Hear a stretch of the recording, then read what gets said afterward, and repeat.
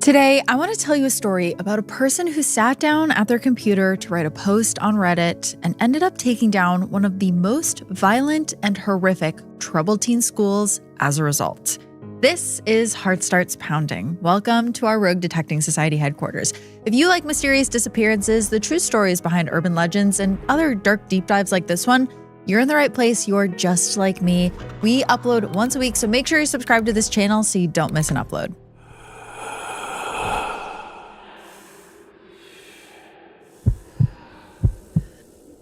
It's when your heart starts pounding. In November of 2010, a post popped up on Reddit that now lives in infamy. It was posted in the subreddit r/self by a user, Jesus is my hero, who has since deleted their account. And the title just read, quote, "Even skimming this post once will blow your mind. Most probably think that it's made up, but you would be dead wrong." Jesus went on to explain that he was sent to a place known as the Elan School in 1998 when he was just 16 years old.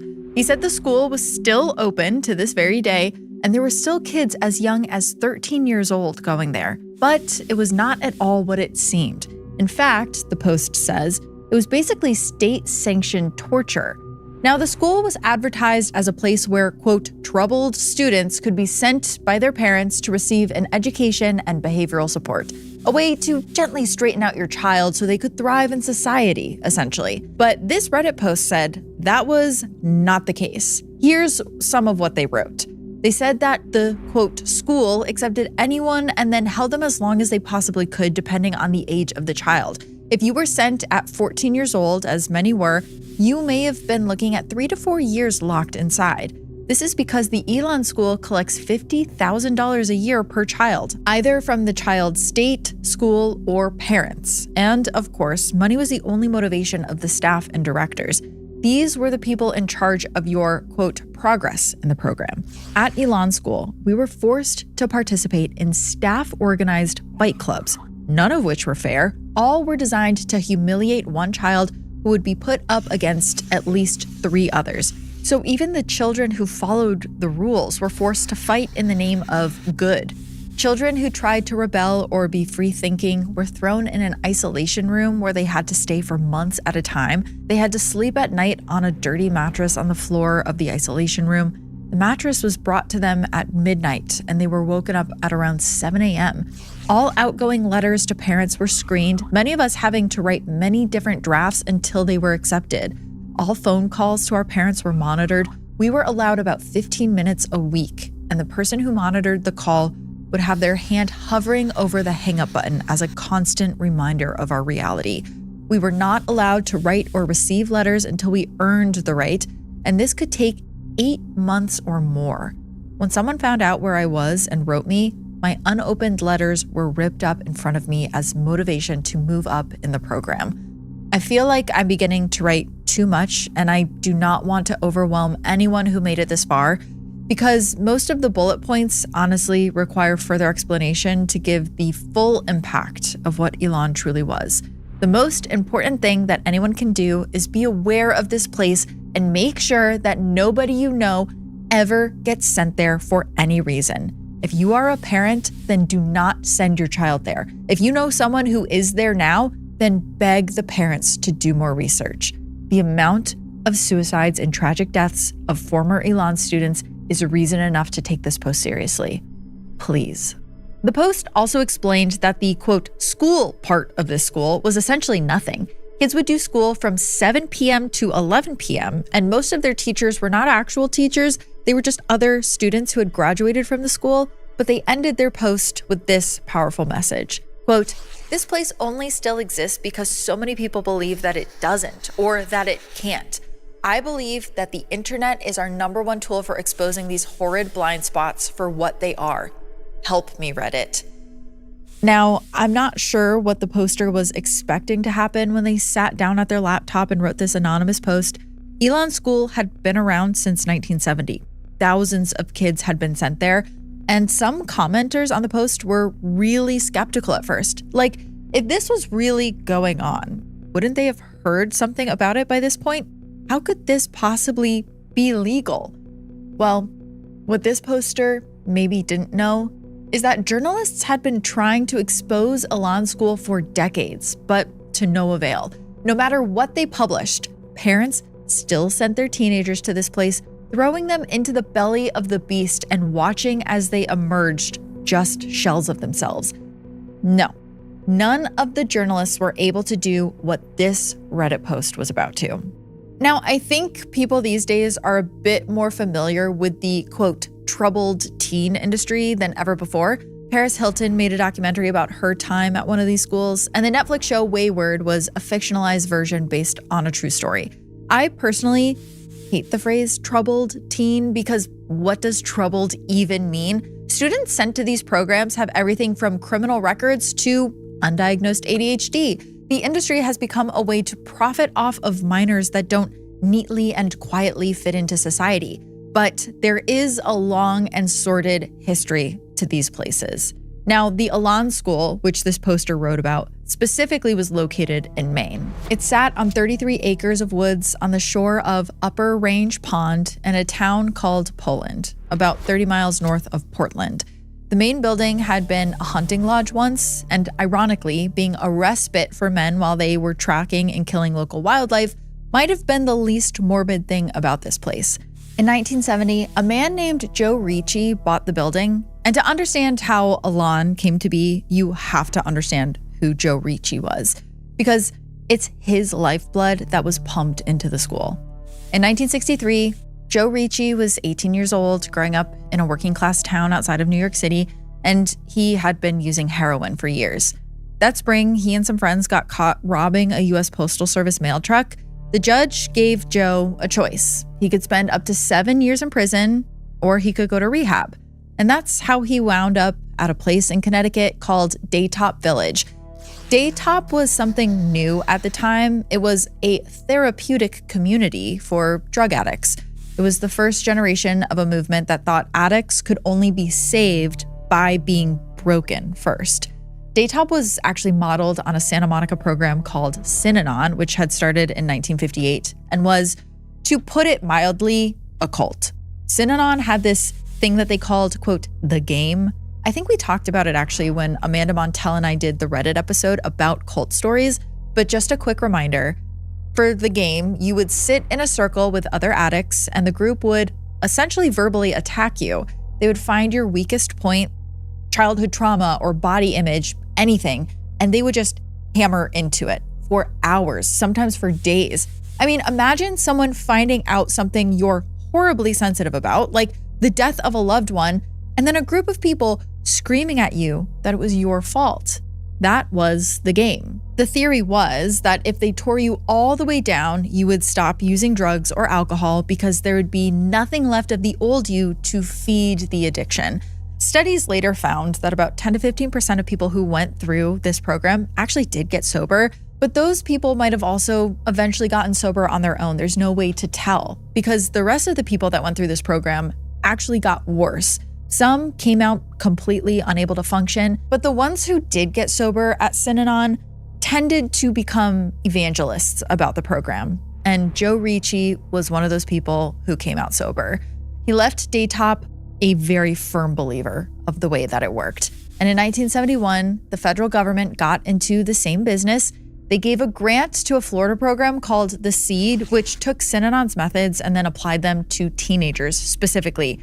And these were even teenagers that hadn't actually used drugs. They were just kids whose parents suspected that they might have used drugs. And I mean, I'm sorry, but that is so many teenagers. If the bar is just teens whose parents thought they used drugs, I feel like 75% of my friend group would have been sent to The Seed.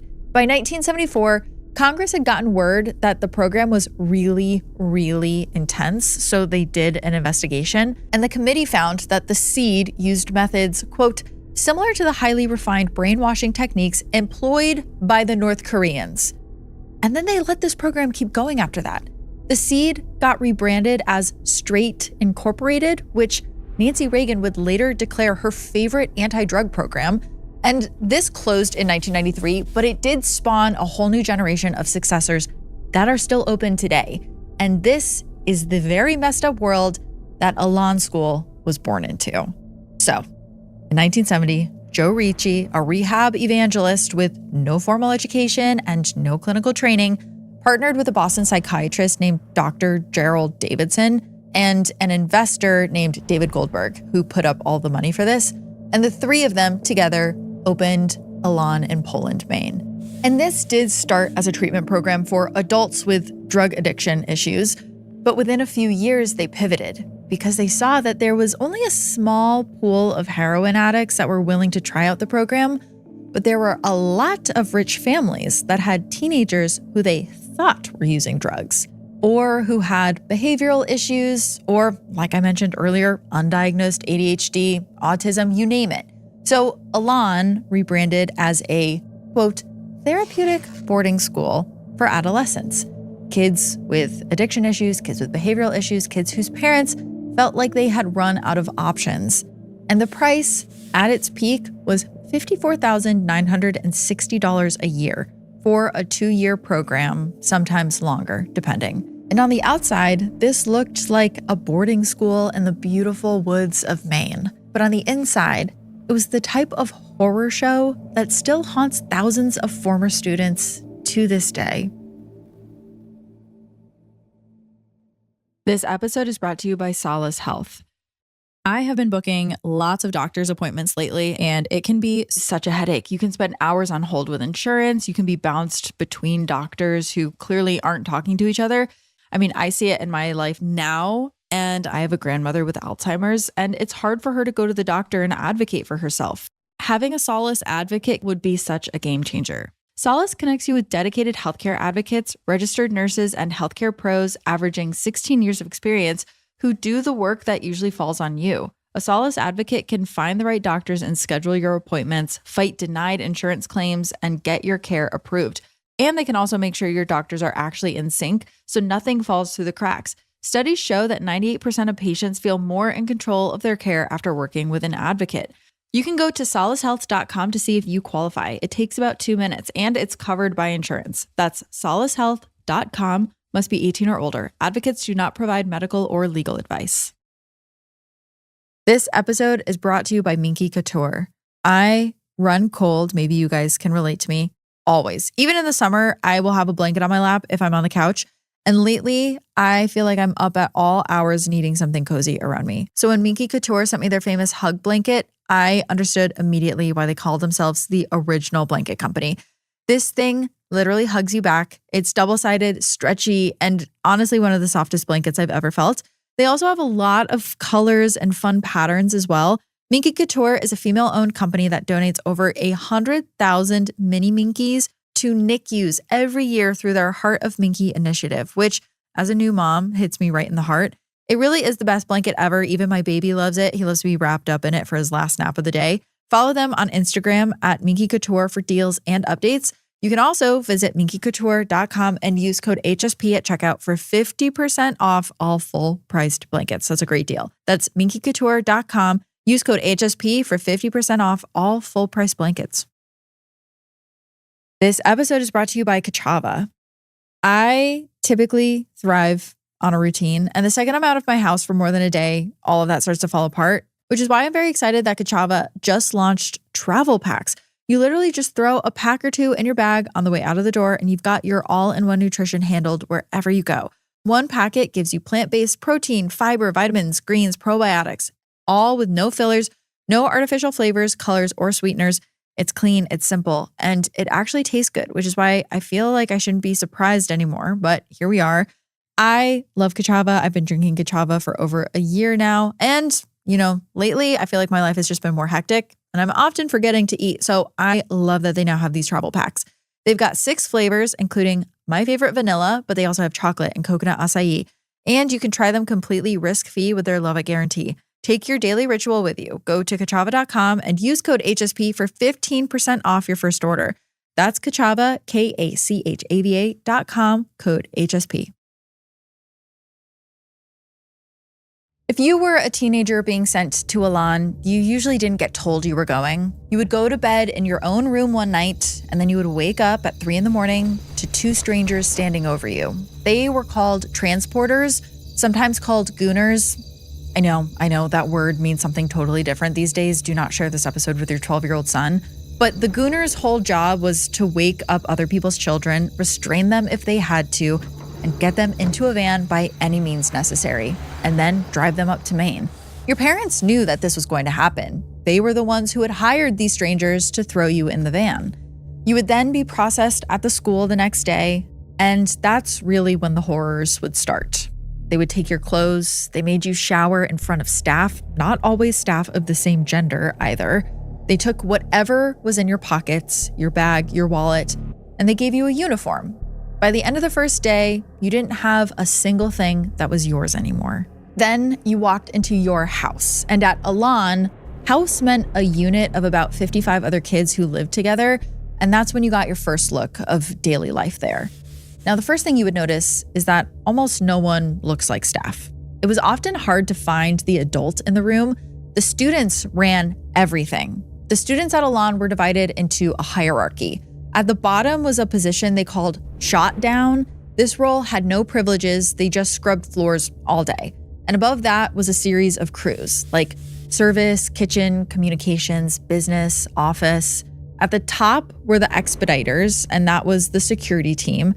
Expediters were in charge of watching the other students. They patrolled in zones. They counted everyone every 10 minutes all day, every day, and also every night while you were sleeping. An expediter would come into your dorm room with a flashlight and lift the sheets off of you. And they did this every 10 minutes throughout the night. The reason was so that you couldn't hide clothes in your bed and escape. Every word that you wrote was read before it left the school. Every phone call you had was monitored. You had 4 minutes to shower, and you had to ask permission to talk to other students. You couldn't look out of a window. You couldn't write anything down without permission. You couldn't wear dark clothes because that's what kids who tried to escape would wear. So the school took all of the dark clothes that you owned. About 200 infractions were booked against students every day, and booked meant that another student had wrote down what you'd done, like if you had talked out loud or if you had looked at the wrong person or maybe smiled at the wrong moment, and that person turned it in to the staff. After that, a dealing crew would convene, and you would stand in front of 3 older students who would yell at you in a kind of ritual unison about everything you had done wrong. And then you would be assigned your punishment. For some infractions, the punishment was this thing they would do called a general meeting. A general meeting started with someone yelling, "House in the dining room." Then everyone would drop what they were doing and run into a single room. They would put this broomstick on the floor as a line, and the kid being punished would stand on one side of the line and everyone else would be on the other. Then a staff member would yell, "Get your feelings off." And then everyone would rush forward in 5 or 6 at a time and scream into this student's face. Anything, insults, profanity, whatever they could think of.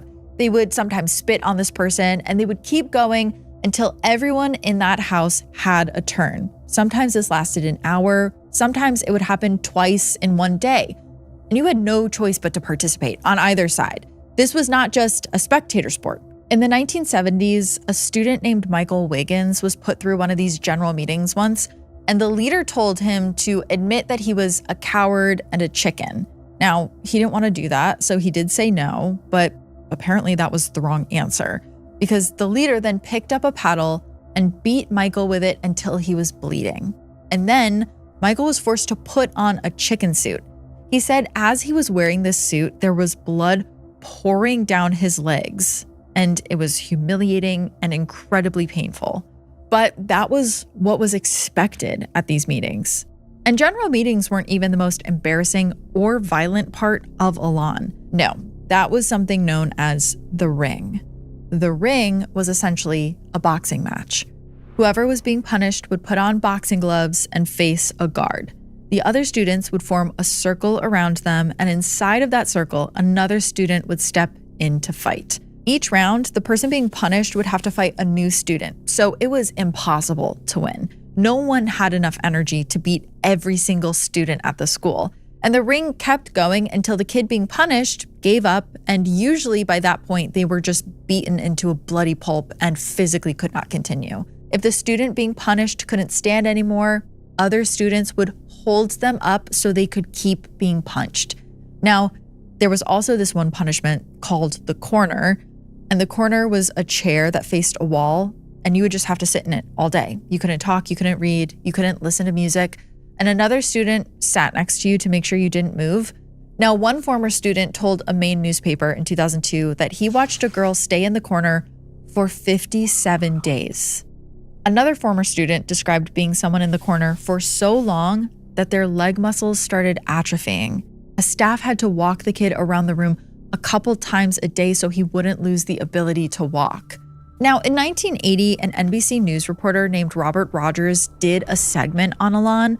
Word had been spreading around about the horrors of the school, and it was time someone did something about it. Joe Ricci sat down on camera for an interview, and he admitted on tape to corporal punishment being used at Elan. He explained that students administered it to each other, but here's the thing. When it's teenagers that have been labeled as troubled that are being abused, no one really cares. That interview was in 1980, and when our Reddit poster sat down to write his testimony in 2010, Elan was still open. But more people started flooding that Reddit thread with their own horrible stories of being inside of the school, of being in a general meeting, of being in the ring, of having to sit in that chair. And some of the things they wrote were even more shocking than what I've told you just now. Like one poster who wrote, quote, "One girl I was close with died horribly when she ran away. When the director of my house told us of her death, she pointed to me and went off on how I would never be as good as this girl. I was worthless. I was 16. She was so much prettier, charismatic, etc. than I. Why her and not me? I am a waste of bed space, etc., etc." Now, I believe that this friend that this poster was speaking about was Dawn Birnbaum, who was a 17-year-old girl that decided on March 22nd, 1993, that she was going to run away from the program. Dawn's body tragically was found a few days later in a snowbank in Pennsylvania. She had been sexually assaulted, strangled, and then her body was dumped in Pennsylvania not long after she had tried to escape. Male DNA that was found at the scene tied the crime to James Cruz Jr., who was an Ohio trucking company driver who was later arrested for the crime. But the school didn't close after Dawn's death, and it didn't close after the interview in 1980 either. If it had, then a 15-year-old student wouldn't have died just 2 years after that interview. Phil Williams was from Auburn, Maine. He was 15 years old in December of 1982. His sister Pam was 12 at the time. In their childhood, their father had attacked their mom viciously with a pipe. That left their father in prison and their mother unresponsive in a nursing home for the rest of her life. Phil and Pam had been wards of the state in Maine for years. They had been moved from foster home to foster home. Phil had run into trouble with the law somewhere along the way. The specifics aren't in the public record, but after that, the state sent him to Elan School to straighten him out. On December 27th, Phil told one of the staff at Elan that he had a headache. Now, this was something that was well known and documented about Phil. He suffered from migraines. It was also believed that his bouts of aggression were tied to these migraines because they usually coincided with one another. But even though these migraines were in part the reason for the aggression that landed Phil in Elan, on December 27th, when he told staff that he was getting one, they didn't believe him. And Elan had a way of dealing with kids who claimed to be in pain. The staff thought that this was manipulation. So as a punishment for complaining, they ordered Phil into the ring. Other students at Elan that day saw what happened next, and this is what they described. Phil was put in the boxing ring, surrounded by the rest of the house, and made to fight. New opponents stepped in every round. The fighting went on and on and on, and at some point, Phil collapsed. Students watched as he turned blue and started convulsing on the floor. Eventually, staff carried him away, and he was pronounced dead the next day. The school told his family that it was a sudden aneurysm that caused this. They said that there was nothing anyone could have done, and there was no investigation any further into this. There was no autopsy beyond what was needed to write down the words "probable brain aneurysm" on the death certificate, and then the school arranged for his funeral. Phil was buried in an unmarked grave, and none of his friends were allowed to attend.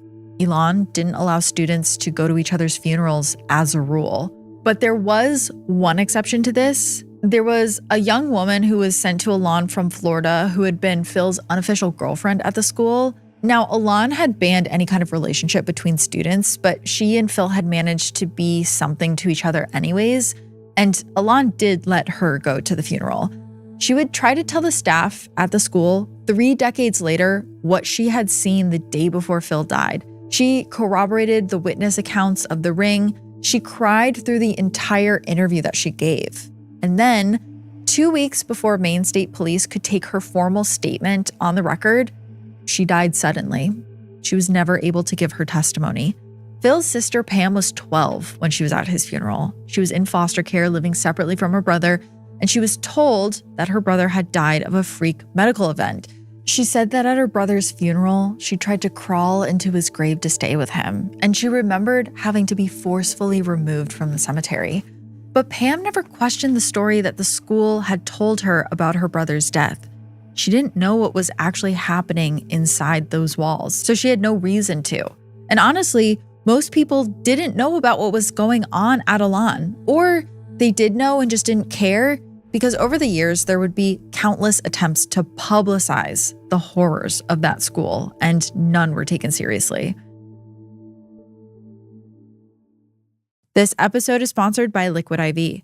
Now that summer is here, I feel like I'm constantly on the move between work and trying to actually enjoy the weather. Before, I was not drinking nearly enough water, but Liquid IV has been saving me because just 1 stick and 16 ounces of water hydrates faster than water alone. It's powered by Live Hydroscience, an optimized ratio of electrolytes, essential vitamins, and clinically tested nutrients. I keep a few hydration multiplier sticks in my bag at all times. There's a lot of really fun flavors for summer, like the cotton candy flavor honestly feels like a little summer treat. It delivers longer lasting hydration than water alone. And right now, you can get 20% off your first order with code HSP at checkout. Like me, you can keep one on you at all times. One in the car, one in your bag, one right by your bed. I love Liquid IV. Stay hydrated while you're on the go this summer with Liquid IV. Tear, pour, live more. Go to liquidiv.com and get 20% off your first purchase with code HSP at checkout. That's 20% off your first purchase with code HSP at liquidiv.com. This episode is brought to you by OG. Have you ever put on what you thought was a great face of makeup in the morning and by 2 p.m. it just looks way too heavy? Like it's sitting on top of your skin instead of being a part of it. That is what led me to OG, a certified organic beauty brand that performs like luxury makeup. Their Crystal Contour collection is nearly 90% skincare ingredients. Think green coffee oil, elderberry extract, cold pressed jojoba, ingredients that actually nourish your skin while giving you color and glow. Also, they're NSF certified organic, which is way more rigorous than a clean beauty label. This system is 3 sticks. You have copper for warmth, rose quartz for flush, and opal for highlight. And I will say this Crystal Contour collection has quickly become one of my go-to staples. I love that it's mostly skincare products. If you're ready to raise your beauty standards, OG's got you covered. Go to OG.com/HSP and use code HSP for 20% off. That's OGEE.com/HSP and enter code HSP to get 20% off. This episode is brought to you by Alma. I'm a big believer in therapy, but finding the right therapist can feel like its own obstacle. Honestly, it can be the thing that keeps you from getting help in the first place. I remember not knowing where to start and feeling so overwhelmed by the whole process. Who takes my insurance? Who's going to be the right fit? And what is this actually going to cost me? Those obstacles usually turn people away from getting help. Well, that's why I want to tell you about Alma. Alma has a network of over 26,000 therapists nationwide, and 98% of them accept insurance. You can browse their directory without even making an account and use filters to find someone who actually fits your needs. Clients with insurance pay $20 on average, and most people find their match on the first try. Seriously, there is nothing worse than feeling so overwhelmed by something that you stop before you even really get started. And that's especially when it comes to mental health. You deserve to find help and to not be exhausted by the process. Get started now at helloalma.com/heartstarts. That's helloalma.com/HEARTSTARTS. In the summer of 1975, the Illinois Department of Children and Family Services pulled 11 children out of Elan, accusing the school of physical and mental abuse. Joe Ricci called it slander and a political hoax. The state of Maine did its own investigation and found nothing. 3 of the 11 children ended up back at Elan within the year. And after that, the school stayed open. Corrections magazine published an expose in March of 1979 titled, "Elan, Does its bizarre regimen transform troubled youths or abuse them?" That same year, a congressional subcommittee on human resources had a hearing called Oversight on Scared Straight, and Elan was discussed by name, but the school stayed open after that. In 1983, a documentary called Children of Darkness aired on PBS. Filmmakers had been allowed inside Elan, and they captured footage that the school was not expecting them to get, including 2 boys living in a dumpster outside of the facility with another boy posed as their guard. If the boys in the dumpster tried to escape, the narrator explained, the guard would be put inside instead. There was also a boy that was filmed in a pink bunny suit with shackles around his ankles. He had apparently tried to run away. Even after this aired, the school stayed open. Then, in 2000, the magazine Details published a long piece by a journalist named Kevin Gray calling Elan, quote, among the most controversial of the nation's residential therapeutic communities. It described the abuses and practices in detail, and the school still stayed open. Then in 2001, Joe Ricci died of lung cancer, and his widow, Sharon Terry, took over. In 2007, the journalist Maya Zalovitz published a feature in Mother Jones called The Cult That Spawned the Tough Love Teen Industry. And that same year, the New York State Education Department, which had been paying tuition for some of its kids to attend Elan, sent the school a letter. The state alleged that students at Elan were being physically restrained by other students and being deprived of sleep. The state threatened to stop paying the school, and Elan's lawyer responded. And after that, the school still stayed open. There's reasons, though, that the school kept staying open and didn't close. And it's a tale as old as time. Money at the expense of children. Elan had a director of governmental relations, this man named Bill Diamond, who happened to be a Maine state politician. Joe Ricci, while he was alive, owned the largest harness racing track in Maine, Scarborough Downs, and twice he ran for governor. Elan was just not a school that the state of Maine particularly wanted to close, so they didn't close it. But there was another reason, too, one that's not really talked about as much. For 30 years, every story about Elan came through someone else. It was through a journalist reporting or through a state investigator's report. Sometimes it was through a court witness's testimony in someone else's trial. The survivors themselves, the actual students who had been there, almost never got to tell their own stories on their own terms to the people who actually needed to hear them. But that started to change slowly in the mid-2000s. With the introduction of the internet, people were able to connect who previously weren't able to. A small group of former students started finding each other online. Mark Babbitts from Chicago, who had been sent to Elan as a ward of the state of Illinois back in the 70s, a woman named Sharon McCarthy in Illinois who said that she had been sexually assaulted on a school outing while she was at Elan in 1984. There was Matt Hoffman in Virginia who had been at Elan from 1974 to 1976. And there was a New York writer who went by Kernochin. Around 2008, McCarthy started a Facebook group called the Elan Survivors Group. By 2010, it had a few hundred members.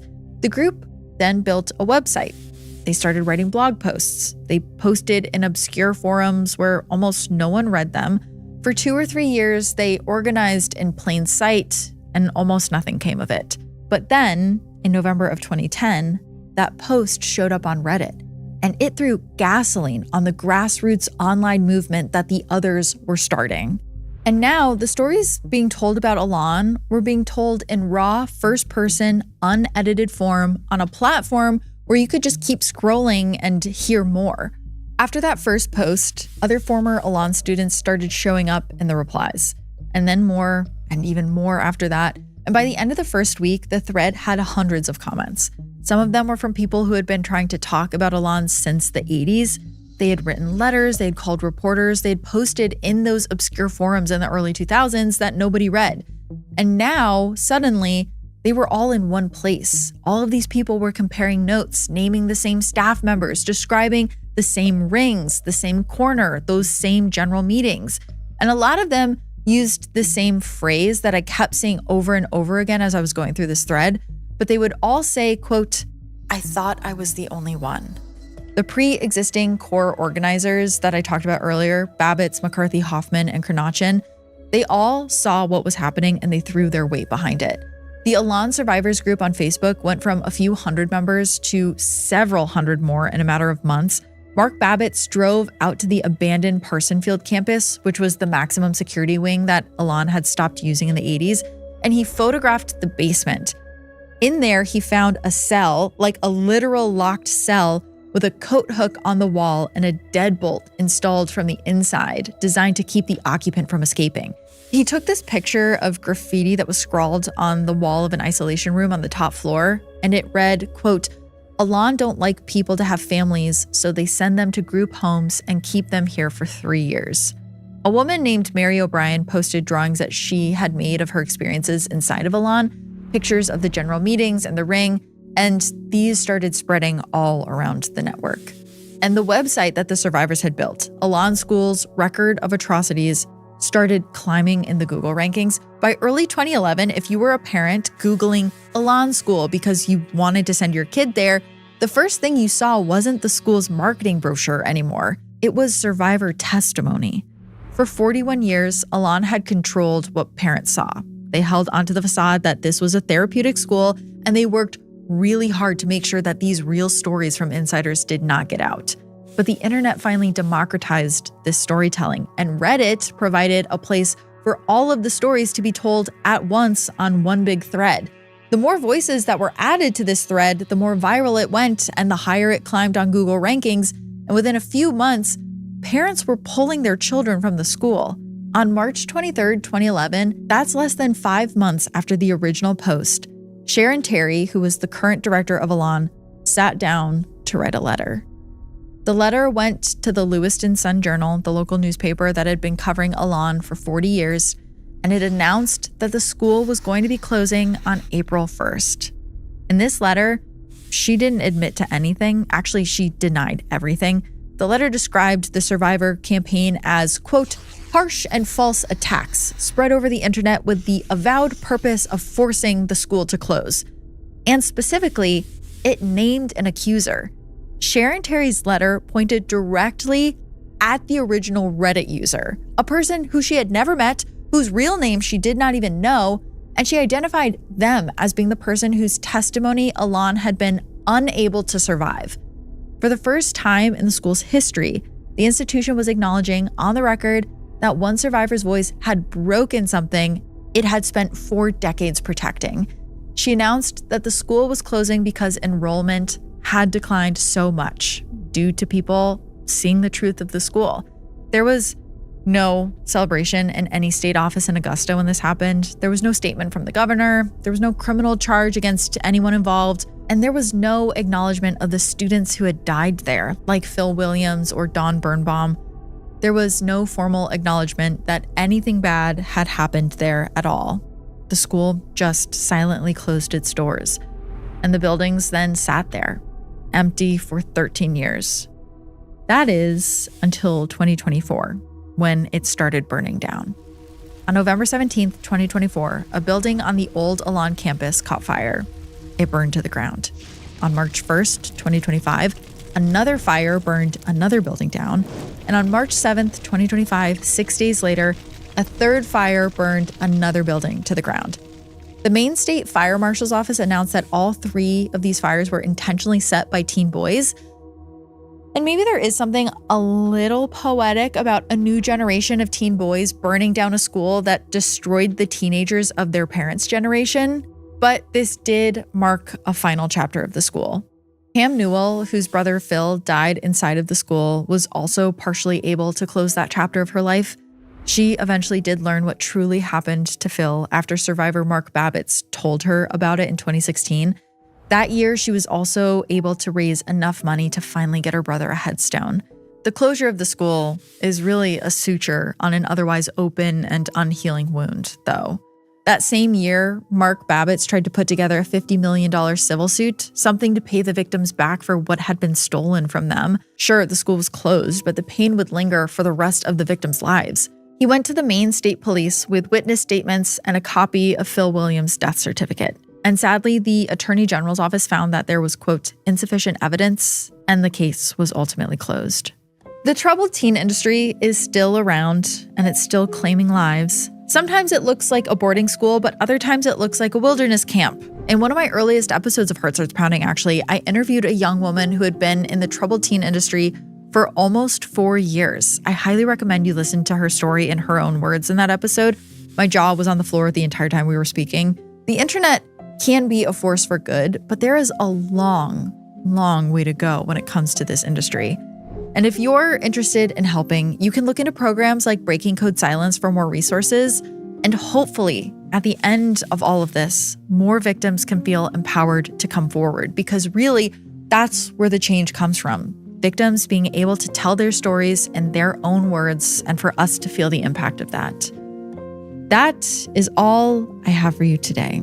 This was a wild episode to get into. Have you guys been affected by the troubled teen industry? You or any of your loved ones ever been sent there? Please let me know in the comments wherever you listen to episodes. I'm always interested in hearing your stories. You can join me here next week for another episode. And until then, stay curious. Ooh.